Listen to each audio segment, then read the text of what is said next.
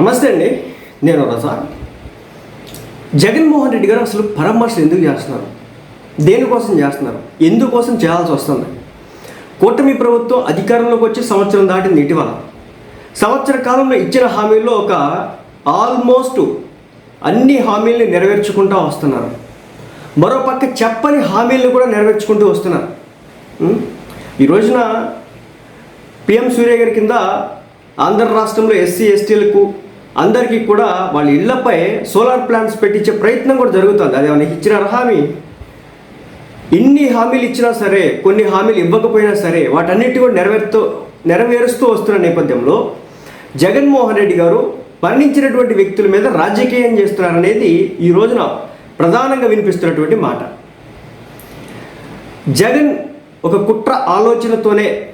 జగన్మోహన్ రెడ్డి గారు ఒక కుట్ర ఆలోచనతోనే ఈ రాజకీయాలు చేస్తున్నారు. మరి ముఖ్యంగా మీరు చూడండి, ఒక అంశం మీద జగన్మోహన్ రెడ్డి గారు బయటకు వచ్చి రియాక్ట్ అయినారు అని చెప్పేసి చూపించండి, ఎక్కడైనా కనిపించదు. కానీ జగన్మోహన్ రెడ్డి గారు ఎవరైనా మరణిస్తే బయటకు వచ్చినారు అనే దానికి మాత్రమే ఉంటున్నటువంటి పరిస్థితి. ముఖ్యంగా హింసా రాజకీయాలు, కుట్ర రాజకీయాలకు సంబంధించి ఎందుకు హింసా రాజకీయాలు అనాల్సి వస్తుంది, కుట్ర రాజకీయాలు అనాల్సి వస్తుంది? ఇటీవల పొదిలి వెళితే అక్కడ ఏకంగా పోలీసుల మీద రాళ్ళు రువ్వినటువంటి పరిస్థితి. 19 మందిని అరెస్ట్ చేసినారు. ఇక కుట్ర రాజకీయాలు అంటారా?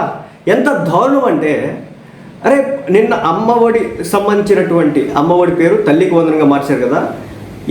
వాళ్ళు ఇచ్చింది ఒక్క పిల్లవాడికి మాత్రమే, కానీ ఇక్కడ ఎంతమంది పిల్లలు ఉంటే అంతమందికి పంచుతున్నా కూడా దాని మీద కూడా రాజకీయం చేస్తున్నటువంటి పరిస్థితి. ఒక రాజకీయ పార్టీ, ఒక మాజీ ముఖ్యమంత్రి గారు చేసేటటువంటి పనులేనా ఇవి అని చెప్పేసి సభ్య సమాజం మాట్లాడుకునే స్టేజ్కి రోజున జగన్మోహన్ రెడ్డి గారి రాజకీయాలు వచ్చినాయని చెప్పేసి ప్రతి ఒక్క రాజకీయ విశ్లేషకుడు కూడా, చివరాఖరికి సామాన్య ప్రజానికం కూడా, జగన్మోహన్ రెడ్డి గారికి సింపథైజర్స్గా ఉన్నటువంటి వ్యక్తులు కూడా మాట్లాడుకుంటున్నటువంటి పరిస్థితి. ప్రజా సమస్యలపై అసెంబ్లీలో లెక్క ప్రకారం గళ వినిపించాలా, కానీ జగన్మోహన్ రెడ్డి గారు ఎంత మొత్తంలో వినిపిస్తున్నారు? అసలు అసెంబ్లీలో అడుగు పెడుతున్నారా? తనకి 11 స్థానాలు వచ్చినాయి అని చెప్పేసి బయటపెట్టి తిరుగుతున్నారు కదా. ఇదే చంద్రబాబు నాయుడు గారు లాస్ట్ ఎలక్షన్స్లో కేవలం 23 స్థానాలకు పరిమితమైతే ఆయన ప్రతి అసెంబ్లీ సెషన్కి కూడా ఎమ్మెల్యేని పంపిస్తున్నారు, ఆయన వచ్చినాడు. కానీ జగన్మోహన్ రెడ్డి గారు ఎక్కడ ప్రశ్నించాలో అక్కడ ప్రశ్నించట్లేదు. ప్రశ్నించని కూడా చోట ఏది పడితే అది మాట్లాడడం అయితే జరుగుతుందన్నమాట. ఏడాది కాలంలో ఒక్కరోజు కూడా అసెంబ్లీ వేదికగా ఈ సమస్యలు మా నియోజకవర్గంలో ఉన్నాయి, ప్రజలకు ఉన్నాయి అని చెప్పేసి ఒక్క క్వశ్చన్ చెప్పింది లేదు. అదేమంటే మహా అయితే ఎవరైనా చావులు చచ్చిపోతే ఆ చావు మీద రాజకీయం, టీడీపీ వాళ్ళు చంపినారో, జనసేన వాళ్ళు చంపినారో, వైసీపీ వాళ్ళు చంపుకున్నారో, ఇది కరెక్ట్ కాదు. రాజకీయాల్లో ప్రతి వైసీపీ పార్టీ కార్యకర్త కూడా ఆలోచించండి, ఇది కరెక్టా? సింపతి కావాలి ప్రజల్లో, కానీ అది ఈ విధంగా సంపాదించి కూడా ఏ ఉపయోగం? నేను ఒక న్యూట్రల్ వేలో మాట్లాడుతున్నాను, ఎంతవరకు కరెక్ట్? ఇప్పుడు నేను మాట్లాడే తప్పులుంటే నాకే చెప్పండి, నేను ఒప్పుకుంటాను. అదేవిధంగా ముఖ్యంగా లా అండ్ ఆర్డర్ సమస్యలు. మీ అందరికి తెలుసు, లాస్ట్ గవర్నమెంట్లో నారా చంద్రబాబు నాయుడు గారు రోడ్డు ఎక్కాలన్నా, నారా లోకేష్ గారు రోడ్డు ఎక్కాలన్నా, పవన్ కళ్యాణ్ గారు రోడ్డు ఎక్కాలన్నా అసలుకి ఎంత దారుణమో. ఈ రోజున జగన్మోహన్ రెడ్డి గారికి అపరిస్థితి లేదు కదా నిన్నటి వరకు. మొన్న ఎప్పుడైతే తోపుదుర్తి ప్రకాష్ రెడ్డి గారు సో ఆయనకి సంబంధించి అక్కడికి ఆ ప్రాంతంకి వెళ్ళినప్పుడు ఆ జగన్మోహన్ రెడ్డి గారి హెలికాప్టర్ ఏదైతే ల్యాండ్ అయిన టైంలో దాని అద్దాలు బాగా కొట్టారు. అది ఒకటి. నెంబర్ 1. నెంబర్ 2, పొదిలో నిన్న జరిగి పోలీస్ డిపార్ట్మెంట్ మీద రాళ్ళు వేసినటువంటి పరిస్థితి. ఇలాంటి ఘటనలు జరుగుతుంటాయి. అంతకుముందు వరకు రాలేదా? తిరుపతికి వచ్చినారు, మంగళగిరి వచ్చినారు, ఒక ముస్లిం యువకులు 2 కొట్టుకొని చంపుకున్నారు, కాళ్ళు కీళ్ళు నరుక్కున్నారు, అక్కడికి వెళ్ళినారు. ఆ రోజు ఏం చెప్పలేదు, గడ్డం చెప్పలేదు కదా. కానీ జగన్మోహన్ రెడ్డి గారు వీటి విషయంలోనే పర్టికులర్గా ఇలా జరుగుతున్న నేపథ్యంలో ఆయనకి జరుపుకోవడం జరిగితే, ఏదైనా రేపటి రోజున ఇబ్బంది జరిగితే ఎవరిని అంటారు? మళ్ళీ మరోసారి నారాసుర రక్త చరిత్ర, పవనాసుర రక్త చరిత్ర, లోకేశ్వర రక్త చరిత్ర, ఇవే టైటిల్ పెట్టేది. ఇవి వద్దనే వీలైనంత వరకు జాగ్రత్తగా ఉండమని చెప్పేసి చెప్పడం అయితే జరుగుతుంది. గత ఏడాది కాలంగా ఏ ఘటన చూసుకున్నా జగన్మోహన్ రెడ్డి గారు మరి ముఖ్యంగా మరణాల విషయంలో మాత్రం ముందుకు వచ్చేస్తారు. ఆయనకి ఒక పేరు కూడా పడిపోతుంది, శవరాజకీయం మాత్రమే చేస్తున్నారు. సొంత సిస్టర్ కూడా అలా మాట్లాడడం జరుగుతుంది. కాబట్టి ఈ విషయంలో మరి జగన్మోహన్ రెడ్డి గారిని గైడ్ చేసేవారు నాకైతే తెలియదు, కానీ ఆయన కనుక పద్ధతి మార్చుకోకపోతే రేపు ఎలక్షన్స్లో భయంకరమైన డిపాజిట్లు కూడా కోల్పోయడానికి అవకాశం ఉంటుంది. మొన్న పోయినసారి ప్రతిపక్ష స్థాయి హోదా కూడా రాలేదు కదా, ఈసారి 1-2 స్థానాలు గెలుచుకున్న గొప్ప అవుతుంది. ముఖ్యంగా ఏంటంటే మాటలతో గొడవలు సృష్టించుకోవడం. ఈ రోజున ఒక మహిళని కుప్పం నియోజకవర్గంలో కొడితే చెట్టుకు కట్టేసి దానికి చంద్రబాబు నాయుడు గారికి అంటగట్టేస్తారు. ఆయనే జయించాడు అనే విధంగా చూస్తారు. అదేవిధంగా రాష్ట్రంలో ఎలాంటి శాంతి భద్రత లేవని పొద్దున్నుంచి విష ప్రయత్నాలు చేస్తూ ఉన్నారు.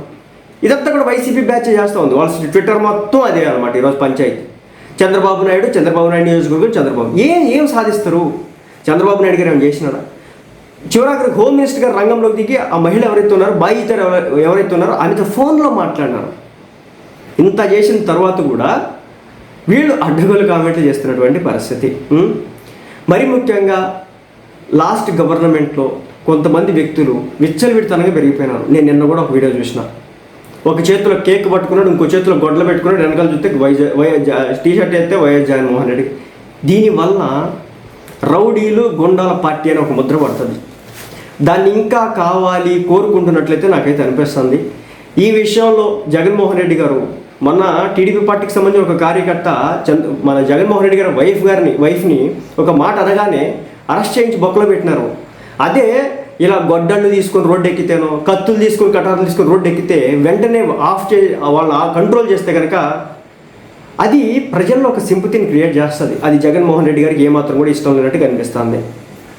ముఖ్యంగా ఏంటంటే గంజాయి బ్యాచ్ అసలుకి ఎంత భూమరంగా అయిందంటే ప్రతి ఒక్కరు ఆశ్చర్యపోయినారు. గుంటూరు జిల్లా సంబంధించి వాళ్ళు పోలీసులు గంజాయి తాగిసి కొట్టినారు. తిరిగి పోలీసు వాళ్ళు నడి రోడ్డు మీద కూర్చోబెట్టి వాళ్ళకి ట్రీట్మెంట్ ఇస్తే పోలీసులకి హ్యాట్స్ ఆఫ్ చెప్పాల్సింది పోయి, వాళ్ళని మెచ్చుకోవాల్సింది పోయి, వాళ్ళకి గిఫ్ట్ ఇవ్వాల్సింది పోయి, వాళ్ళకి గోల్డ్ మెడల్ ఇవ్వాల్సింది పోయి, ఆ గంజాయి బ్యాచ్ ఏదైతే ఉందో వాళ్ళకి వెళ్ళి సపోర్ట్ చేసినటువంటి తీరు. మరి దీనిపై ఎలా రౌడీ షీటర్లకి సపోర్ట్ చేసినటువంటి పార్టీగా ముద్రపడదా? ఈ మాత్రం జగన్మోహన్ రెడ్డి గారికి అర్థం కావట్లేదా అనేది కూడా ప్రతి ఒక్కరు కూడా మాట్లాడుతున్నటువంటి మాట. ఇక బెట్టింగ్లో నష్టపోయి ఆత్మహత్యకు పాల్పడినటువంటి ఒక వ్యక్తి విగ్రహావిష్కరణకు జగన్మోహన్ రెడ్డి గారు వెళ్ళినారు. అసలు ఆయన చరిత్ర ఏంది, ఆయన కథ ఏందని తెలుసుకుంటే అసలు దరిదాపుల్లో కూడా వెళ్ళారట. ఎలక్షన్స్ టైంలో అతను చేసినటువంటి రాజకీయాలు అవి రచ్చ రగడ మొత్తం కూడా లిస్ట్ అంతా బయటకు వచ్చినటువంటి పరిస్థితి.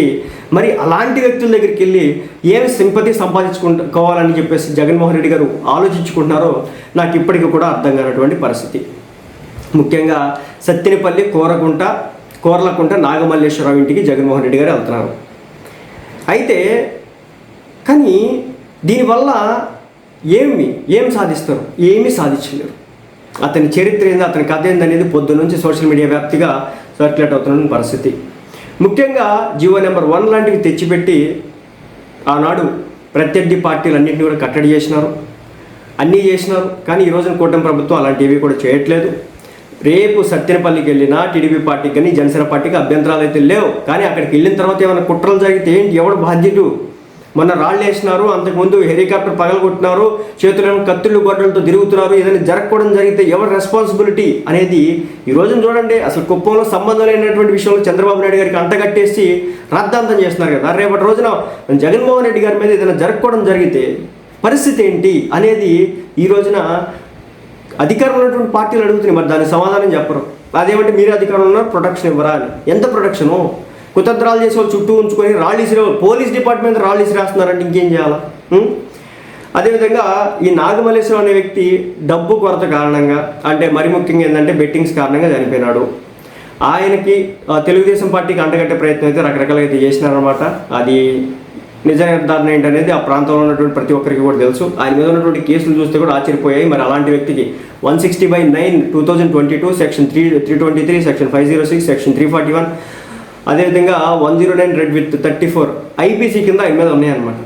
అదేవిధంగా సిఆర్ నెంబర్ 50 2010లో కూడా ఆయన మీద ఉన్నాయన్నమాట. సెక్షన్ 324 రెడ్ విత్ 34 ఐపీసీ కింద ఈ మీద కేసులు అయితే ఉన్నాయన్నమాట. మామూలు ట్రాక్ రికార్డు కాదు, నెక్స్ట్ లెవెల్ ట్రాక్ రికార్డు ఉన్నటువంటి వ్యక్తుల దగ్గరికి ఏ విధంగా జగన్మోహన్ రెడ్డి గారు వెళ్తున్నారని చెప్పేసి మాట్లాడడం జరుగుతుంది.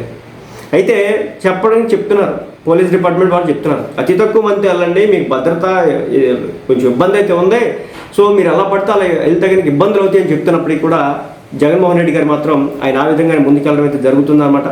రేపటి రోజున ఏదైనా జరగకూడదు జరిగితే పరిస్థితి ఏందనేది క్వశ్చన్ మార్క్. ఇక పొగాకు బస్తాలు రీసెంట్గా వెళ్ళినారనమాట వాళ్ళ దగ్గరికి. అక్కడికి వెళ్తేనేమో ఆ బస్తాలు ఇచ్చలు విడిగా దొక్కేసినారట. సో వాళ్ళు రాద్ధాంతం చేసినారు. ఇక గంజాయి బ్యాగ్స్ గురించి చెప్పినారనమాట. ఇక అనంతపురం రాప్తాడు పర్యటనలు ఎంతకుముందు చెప్పినా కదా, హెలికాప్టర్ పేరుతో డ్రామాకి అక్కడ జరిగిందనమాట. దాని పరిస్థితి ఈ రోజుకి కూడా మా వైసీపీ నాయకుడికి వెంటాడుతున్నటువంటి పరిస్థితి. అందుకే పోలీసులు ఎక్కడికక్కడ కట్టడి చేసే ప్రయత్నం అయితే చేస్తున్నారు, కానీ మాకు అనుమతి ఇవ్వడం లేదని చెప్పేసి. ఇలాంటివన్నీ జరిగితే ఎలాగా? నేను మళ్ళీ చెప్తున్నా, కోడి కత్తి వల్ల జగన్మోహన్ రెడ్డి గారు ఎంత సాధించినాడో దానిలో నిజ నిరూపణకి ఆయన ముందుకు వెళ్ళలేక, కోర్టు దగ్గరికి వెళ్ళలేక, దానికి సంబంధించిన సమాధానం చెప్పలేక ఈ రోజున మొన్న టీడీపీ పార్టీకి ఆయుధం అయింది. సో చెప్తున్నా కదా, వైసీపీ ఇలాంటి వైఖరి ఆలోచించుకుంటూ వెళ్తే, ఇలాంటి నేను అనకూడదు అన్నమాట, క్రిమినల్ పాలిటిక్స్ని మనం ఎంకరేజ్ చేసుకుంటూ వెళ్తే కనుక క్రిమినల్స్కి భయంకరమైన నష్టాన్ని చవిచూడాల్సి వస్తుంది. 11 కాదు 1 వచ్చిన ఆశ్చర్యపోవాల్సిన పరిస్థితి అయితే ఉండదన్నమాట. కాబట్టి జగన్మోహన్ రెడ్డి గారు మళ్ళీ చెప్తున్నా, ఈ మొన్న రాళ్ళు విసిరేసినారు, అంతకుముందు హెలికాప్టర్ మీద పడ్డారు, ఆ తర్వాత గొడ్డలు పట్టుకొని తిరుగుతున్నారు. జాగ్రత్తగా అయితే ఉండండి. ఎవడ పడితే వాడు ఏది పడితే అది చేయడానికి సిద్ధంగా ఉన్నారు. ఒకడేమో కోడి గతుతో గీసేసి మీకోసం సింపతి క్రియేట్ చేయాలని చెప్పేసి చేశానంటాడు. అలాంటి ఆయన చేసి జరిగితే మళ్ళీ కూటమి ప్రభుత్వానికి నష్టాలు వస్తాయి, ప్రభుత్వానికి చెడ్డ పేరు, పోలీస్ డిపార్ట్మెంట్కి చెడ్డ పేరు అని చెప్పేసి వాళ్ళు ప్రతినిత్యం చెప్తున్నప్పటికీ కూడా వినకుండా ఆయన చేస్తున్నటువంటి పరిస్థితి. మరి దీన్ని ఏ విధంగా చూడాలో సామాన్య ప్రజానికే మాట్లాడుకుంటున్నటువంటి పరిస్థితి.